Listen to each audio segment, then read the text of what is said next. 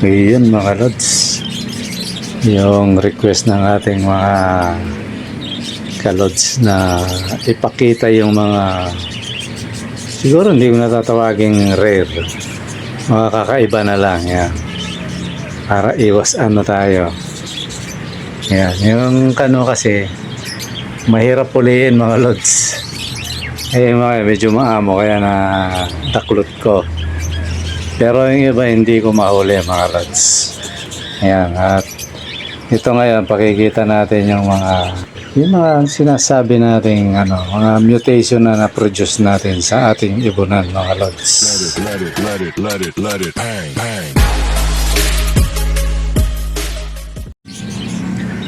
Magandang araw mga lods. Ayan, yan yung mga ibon nating tawagin na lang nating mga unique o kakaiba. Yan, diba, no? Yan yung mga na-produce natin sa ating ibunan. Pero hindi lang yan, marami yan siyempre, diba, no? Hindi ko lang sila isa-isa mga lods kasi naliparan tayo. Tsaka nga tagal ko nga tatlo lang yung nakuha ko. Kaya siguro habang nagdadaldal ako, yan, lalabas na lang yung letra dyan kung anong klaseng mutation sila. Pero itong tatlo na to na nadaklot ko, yan, marble spot yan mga lods, na recessive, yung puti. Yung isa rin na dilaw na yan, recessive din yan mga lods.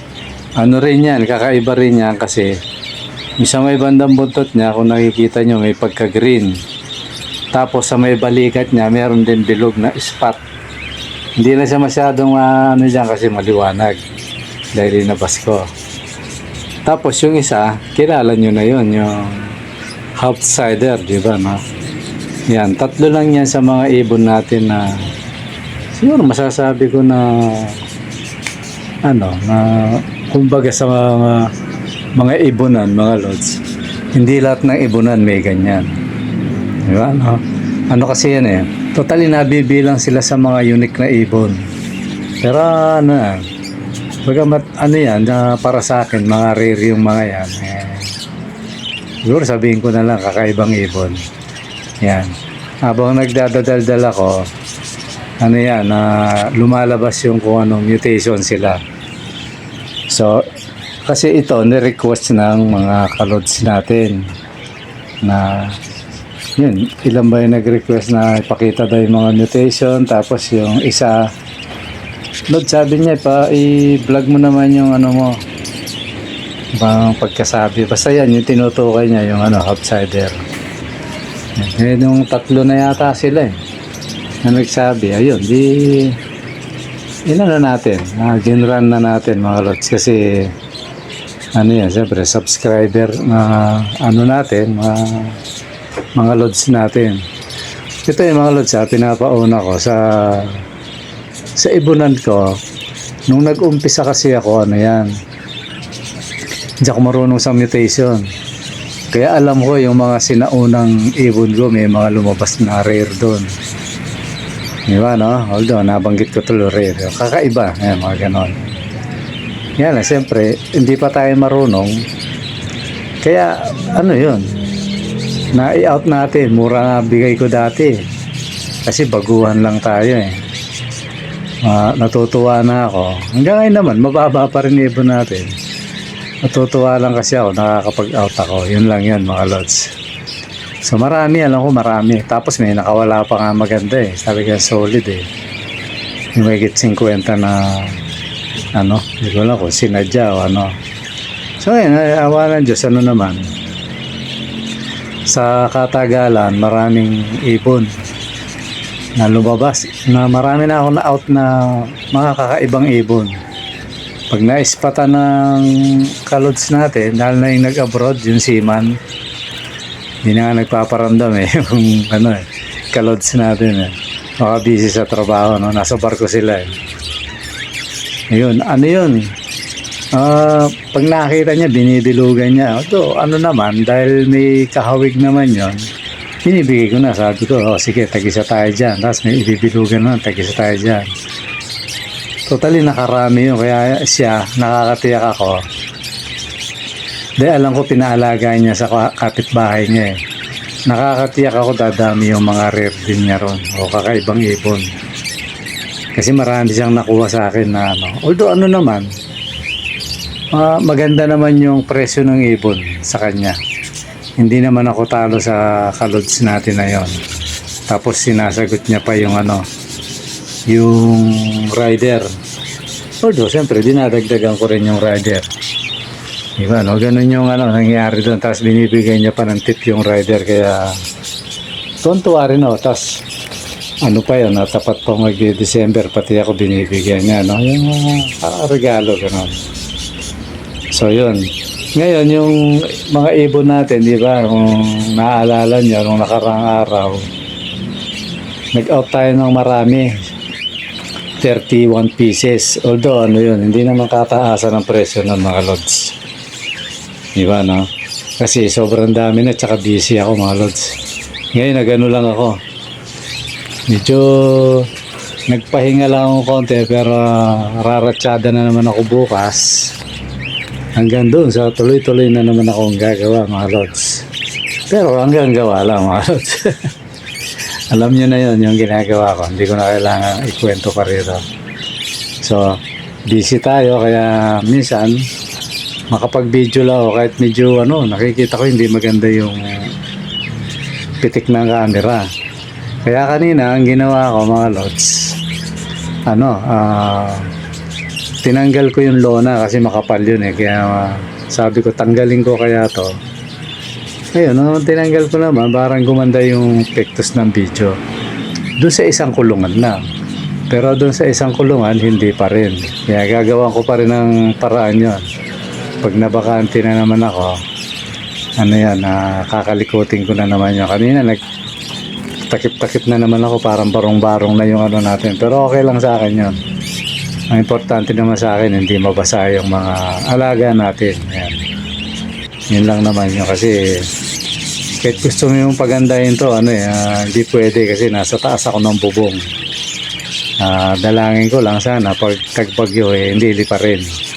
Diba? Kasi kawawa yung mga alaga natin. Bagamat nakatali yan, pero bagyo yan eh. Sabi nga ng kalods natin, ang bagyo, walang sinasanto yan. Totoo naman yan. Pero sana,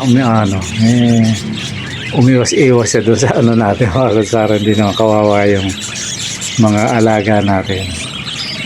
Nag-iisip pa nga ako ano dyan eh, na pagtagbagyo kung paano ko sila isi-safe. Ang alam ko lang pinaka the best na safe dyan, ibaba ko yung mga kulungan, ilapag tapos takpan. Yun lang yung alam kong diskarte. Pag yun talagang walang puknat yung bagyo, ano, o ulan, ibaling maulan wag lang sobrang lakas ng hangin kasi nakakatakot yung hangin, lalo na yung mga kids, mahina sa lamig yan mga lods. Kaya patuloy pa rin tayong ano, na inaano natin yung aviary natin. Tapos yung pagpektos ng video mga lods, ano yan, napaka-importante sa akin niya kasi para makita nyo na ano, na kumbaga masiyahan kayong manood sa ano, sa video kasi lalabas yung kulay talaga, diba, no? Kaya yun yung mga nagre-request mga lods habang ako'y nagdadaldal. Ayan, lumalabas yung mga mutation niya, kung anong klaseng mutation. At sa mga lods na nag-request, pasensya na kayo kasi ano, hindi ko talaga yung huliin sa ano, tas isa-isahin. Okay, yan, ginawa ko yung tatlo-tatlo, ano. Hindi ko magawa kasi gawa nga ano, naliparan tayo mga lods.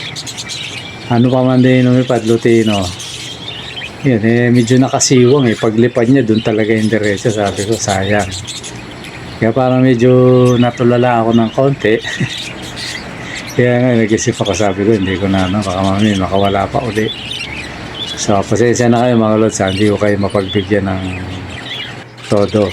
Kasi ano yan, kulang tayo sa space Yung space natin napakaliit talagang ano. Akala ko dati medyo maluwag na, pero ganun pa rin. Di ba, no? Yung gagawin ko siguro puro cage to, malaki to, kaya lang pangit naman yung puro ibon. Kaya maganda meron ka rin dyan, tambayan, di ba, no?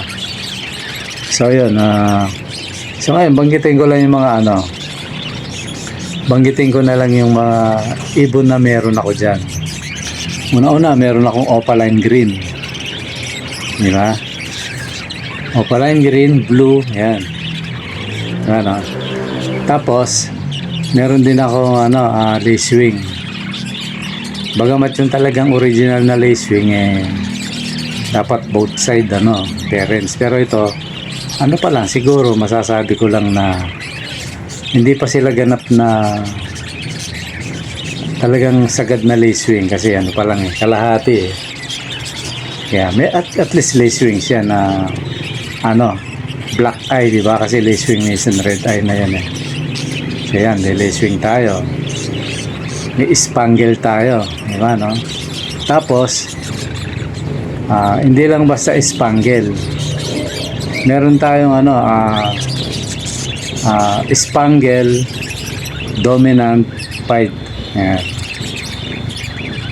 Kasi yun bali tatlong kategorya yan: spangle, dominant, pied. Iba rin kasi yung pied, iba rin sa dominant, kasi pag may hiwa na sa batok, pied yun, pero pag wala, dominant lang yun. So sa isang ibon, mga lods, tatlo yung mutation niya: spangle, dominant, pied. Yan. Tapos meron din tayong dyan, di ba, spangle, tapos dominant pied, meron din, tapos recessive. Ayan. Tapos gaya nga sabi ko, hindi lang sila basta recessive, pumapalo sila dun sa marble spot, yung parang tuldok lang. Yung makikita nyo yung intro natin, yung video una, ayun, ganon. Tapos pa, meron tayong dilute. Yeah. Yan, iba-ibang klaseng dilute na yun. Tapos siguro hindi ko nasasabihin rainbow, para iwas na lang, di ba, no? Materialist na lang yan. Bagamat yan, may mga pumunta rito at sinasabi na rainbow yun, pero iba kasi sa TV, lalo na ako, hindi pa naman ako nakapag-produce ng rainbow na back to back, pero lumabas na, hindi lang pure pa. Yan, siguro sabihin na lang natin materialist ng rainbow. Meron din tayong Japanese rainbow, diba, no? Materialist ng rainbow yun yan. Meron tayong Lutino, diba, no? Lutino, tapos red eye, white bull, yellow bull, yan, mga ganun yung natin.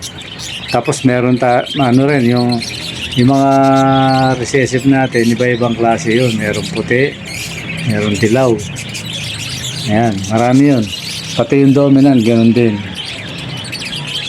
Meron din tayong normal, yan, normal na ba yung tawag doon, cobalt, normal cobalt na mga kits, cobalt blue, yung baga. Yan, yung totally siya, yung mga ibon natin, nagpaikot-ikot na yan. Kumbaga sa lahi, marami na rin lahing i-out ko na nga diba? So yun lang yun, siguro ang wala lang ako rito, yung pure na rainbow. Ayan, pa ba? Yung pulang mata na recessive, yung pula na racewing, palo, yan, wala akong palo. Yung nga ipoproduce ko sana, kaya lang parang ayoko kasi delikado dahil mahangin dito, tsaka kulang sa space, kaya ayun, kung na lang yung lumabas sa ngayon, ako, mga lods. Sarili kong invento kung anong outcome. Nagpares ako ng mga mutation ngayon, titingnan natin sa mga susunod kung ano yung kalalabasan nun. Tapos yung mga may mga inakay sa baba, ano yun, yung sa may dulo, pinalitan ko lang ng kaparis yun eh. Saka yung isa sa taas. Totally yung isa, umiitlog na yun, pero kailangan ko na siyang palitan eh. Dapat nung nakarampa yan eh, nangitlog lang eh. Inaantay ko lang bumaba eh, bumaba na yung mga inakay niya. Kaya ang ginawa ko, kahit nangitlog na siya, inalis ko. Pinaposter ko na lang yung itlog. Kailangan ko na siyang para mag-iba naman yung mutation, mga lods. So yun, tapos yung sa baba, aantayin ko yun. Aantayin ko silang mapalaki nila yung mga inakay nila, yung dito, yung malapit sa bintana. Yung dalawang breeder na yan. Ang gagawin natin, pag medyo lumaki na yung mga papalitan natin sila ng mga pares nila. Kasi yun eh, ilang beses na rin nagbugay yung mga yan, parang bumabalik na rin kung ano yung dati. Kaya sabi ko baka kailangan ko ng palitan ng pares. Kung sa tingin kong pwedeng ipares na maganda, yun, ipapares natin para magbago na naman yung rotation. Yan. Ganun lang yung ginagawa ko, mga lods. Diskarte lang. Hindi ako sumusunod sa libro. Kasi may libro yun eh. Na magpakapalabas ka ng ganito. Kaya ako hindi, nilalabag ko yun. Basta kung ano yung nasa ako ipares, kasi wala namang bawal yun eh. Sarili ko namang ibon yan, di ba mga lods, ginagawa ko yan. Lalo na ngayon, nagbawas ako ng marami akong binawas na breeder eh. Dahil nga yung pwesto natin. So kailangan ko magpalit ng mga ay ang papalitan ko lang naman yung isa. Kasi sa tingin ko maganda yung yung minsan ang pinapalitan ko yung cock. Minsan naman yung hen. Yan, ganun ang diskarte mga lods. Pag maganda yung hen, papalitan ko yung cock. Pag maganda yung cock, papalitan ko yung hen. Yan. Kaya sa akin, hindi uso yung sabi nila pag inalis mo daw yung pares eh, nagpatiwakal, di ba, no? Hindi totoo yun. Kasabihan lang yun, ako ba saan nila nakuha yun? Maaari siguro, kaya nakita mo, nakabitin. Dahil pinilit isuot yung ulo niya sa screen. So hanggang sa hindi na matanggal, lalo na kung maghapon kang wala, mamamatay talaga yun. Kaya sinasabi nila siguro minsan, nagpapatiwakal, pero hindi. Yun, nasasabit lang talaga. Ako dito, minsan nakikita ko lang yung sa pin na sako, kinahagat nila, tapos sumabit yung leeg. Kaya sabi ko, parang maingay. So yun, pag inakyat ko, kaya minsan nandun ako sa taas, nakikita ko nakabitin yung pag hindi mo nakita kagad yun, patay yun mga lods. So yun, hindi totoo sa akin yun mga lods. Pero nasa inyo naman kung gusto nyo maniwala. Marami nang nagtanong sa akin dito na totoo ba yun lods, na pag inalis mo yung pares na nagpapakamatay, o kaya pag namatay yung pares papakamatay na. Hindi totoo yun. Yun, malaking kalokohan yun. Pati yung yung magkapatid, hindi raw maganda, hindi rin totoo yun sa akin. Kasi may batayan ako kaya kalokohan yun, hindi hindi ako naniniwala doon. Pero kayo mga lods, kung gusto niyo sumunod sa mga kasi mga marurunong naman ang nagsabi niyan, nasa inyo naman yun, pero ako hindi ko sinusunod yun.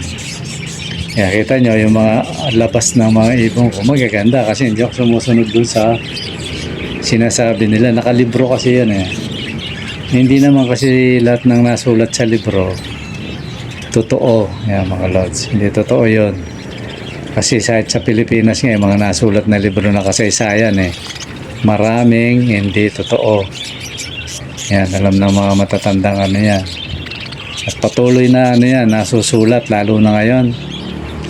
Kita nyo yung panahon natin ngayon. Sari-saring kasinungalingan ang nasa social media. Kaya, siyempre, mga yan, may pagtanggol lang yung kasinungalingan o hindi totoo. Kasi gumagawa ng libro ng mga yan. Tapos, pag mga 100 years na yung libro, o 50 years, may makabasa, akala totoo yun, pero hindi. Lalo na ngayon, naglipa na yan. Yung hearing ngayon, kaya, iwan na nga natin yan. Baka madali pa tayo dyan. So balik tayo sa ibunan natin mga lods. So yun mga lods, ano, yung mutation natin, yun lang yung ano, yung ibon ko, pero na masaya na ako dyan. Sabi nga ng mga ano, pag pinapakita ko yun, eh, sana magkaroon din ako ng ganyan. Marami yan nagsasabing ganyan. Magkakaroon kayo niyan, tiyagaan lang yan Ako, ginagawa ko ano, o sige, ganito. Sa mga susunod na video, susunod na vlog natin, di ba, no? I-re-reveal ko kung ano yung ginagawa ko, ba't ako nakapagpapalabas ng ganyan. Yung mga teknikan ba, kumbaga. I-re-reveal ko yun na kung paano. Kasi ayoko sanang ano to, kaya lang, sige, para ano na, para magkaroon din kayo mga rare. I-re-reveal ko yung ano, kung paano yung paggawa ng ano, ng yung ano sarili kong diskarte. Ano naman siguro hindi ko na kailangan patotohanan pa kasi andyan yung mga ibon. Yan na yung nagsasabi ng ano, pinakapatotoo, nandyan nakikita yung mga ibon. O paano ba yung ginawa ko, di ba, no?